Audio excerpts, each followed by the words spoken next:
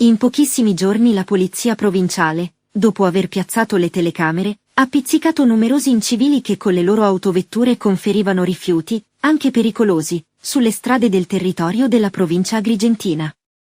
La nuova normativa ha di fatto trasformato la precedente violazione amministrativa in reato contravvenzionale, con possibilità, per l'autorità procedente, in relazione alle circostanze concrete, e con provvedimento motivato, anche al sequestro preventivo del mezzo finalizzato alla confisca. La polizia provinciale ricorda che chiunque abbandona o deposita rifiuti ovvero li immette nelle acque superficiali o sotterranee è punito con l'ammenda da 1.000 a 10.000 euro.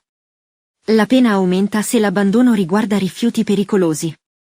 L'azione repressiva della polizia provinciale prosegue ininterrottamente, anche con l'uso di autocivetta, e con servizi di pattugliamento mirati aventi lo scopo di contrastare, in modo incisivo, il fenomeno dell'abbandono dei rifiuti ormai endemico per la provincia.